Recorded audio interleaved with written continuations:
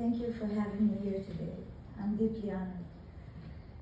If someone had told me a few months ago, while I was sitting in a dark room in Gaza, tied up by my ankle, without being able to move, that I would be standing here today, before you all, I would have thought that they were all out of their minds. A few months ago, I was in captivity.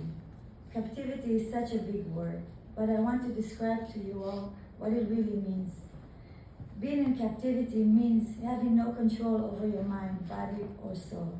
You have absolute no control over what happens to you. All your basic human rights are taken from you. Even your feelings are completely controlled by someone else. Back then, I had no voice, no choice. I had no control whatsoever over my own life. I knew that my home and the people that I love were so close to me. Just a few minutes drive from where I was being held. Yet they felt so far and out of reach. I feared that I would never get to see them again. I thought that I would never return home. But I was lucky. I was one of the few who were released on the last day of the temporary ceasefire as part of the hostages exchange agreement. Standing here today, I realize how fortunate I am to be alive, to be free, to be safe, and to be able to share my story with you. I realize that I could have just as easily still be there, perhaps even killed, with my story being told to you by others, or lost and never told. And as difficult as it is for me to speak out, to talk to you about this very private, intimate experience that happened to me, it is far more difficult to stay silent. I don't see myself as a victim. I am a strong, independent woman, and no one can change that. The sexual assault I experienced should never happen to any human being, under any circumstances. No one should ever be sexually violated, and there are no justifying circumstances for these crimes.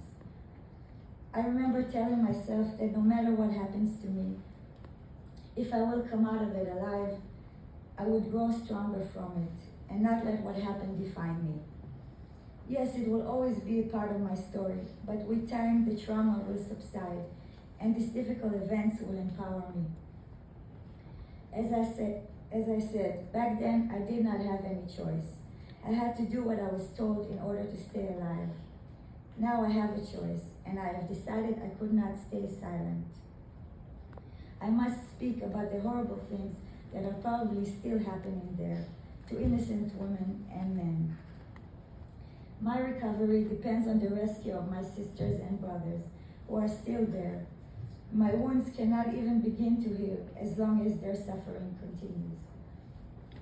When I was in Gaza, during the first days of the war, I saw President Biden's plane landing in Israel.